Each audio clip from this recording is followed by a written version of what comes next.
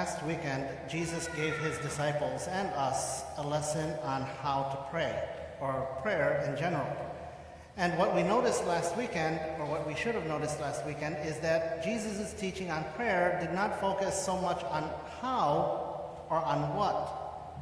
He didn't focus so much on how we are to pray, what gestures or postures, whatever. And it wasn't even a focus on what to say in terms of what words to use. But central and at the heart of Jesus' teaching on prayer is a who. In other words, it was prayer for Jesus. Prayer in this Christian sense is rooted in a relationship with a God who is personable, real, and true. And so for Jesus, in teaching us how to pray, focuses us on who, on that relationship with God. And he calls us to address God as Father, as someone who has a real relationship with us. This weekend's readings is also about who. It is not so much about what we take with us into the next life or things like that. It is again all about who, because this weekend we are reminded that we are in a relationship with one another. And that also is the key to understanding our journey as disciples. Again, last week it was the relationship with God. This week it's our relationship with others. And Jesus teaches us today about one of the main things, one of the biggest things that destroys relationships.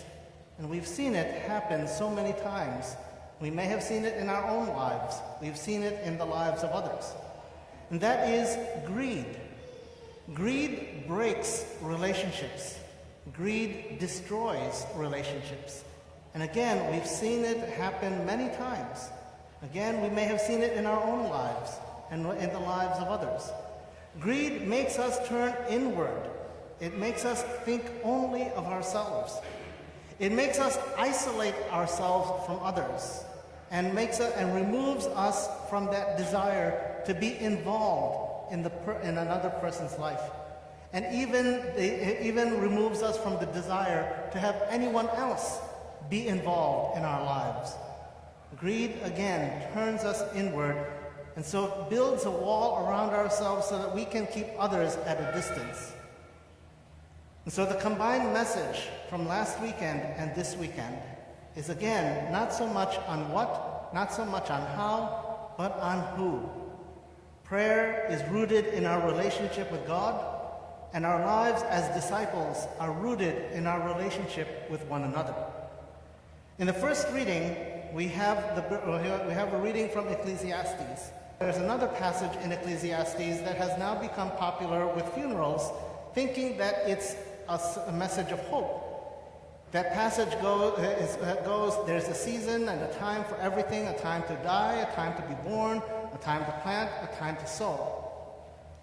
But Ecclesiastes is actually a very depressing book. It has a very depressing message.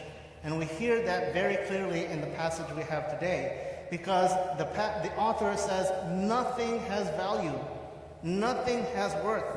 We're all grasping at smoke or vapor, and we can't hang on to it.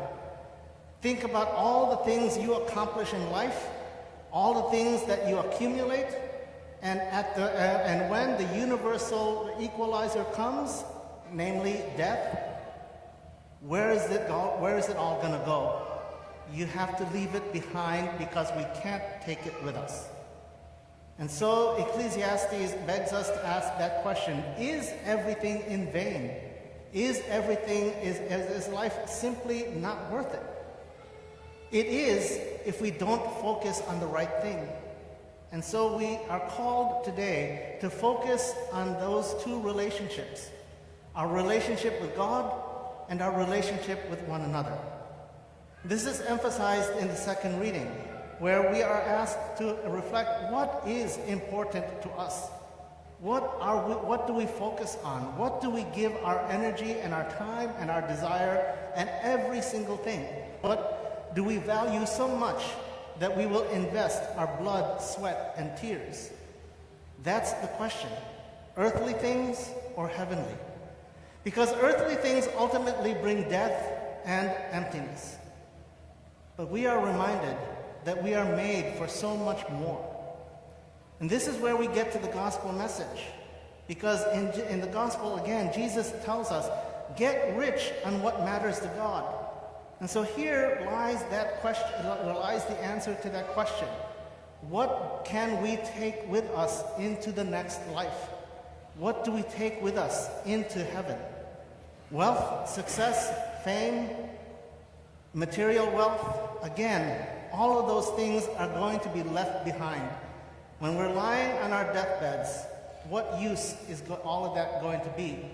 What use is it to any one of us, or anyone in the world for that matter, to accumulate everything in the world if on that last moment on earth, none of those things will be taken with us into the next life? And so it is not so much how we use them, and it's not so much what we have, but again, it is the relationship we have with one another that matters. That is at the heart of Jesus' teaching today. I've used this phrase on different occasions, and I don't remember where I heard it from first, but it goes like this. We get to heaven together, or we don't get there at all. We get to heaven together, or we don't get there at all. And so again, it is using what we have been given in life to make every stranger a stranger into an actual friend. To use what we have in life to build up our relationships with each other, so that we live life not as if we are in a constant competition, but again, making every single stranger into a real friend. Not using them for our personal gain, but realizing that when we develop those relationships with other human beings, that is what will endure from this life into the next. And so people are key. People are the key to being rich on what matters to God. And so our relationships with God, our relationship with God, and our relationship with one another. God, of course, is the source of salvation. But so are we to each other. Nurture, then, the good relationships. We all have those good relationships that give us strength, that give us life, that make us happy. Nurture those so that they become stronger.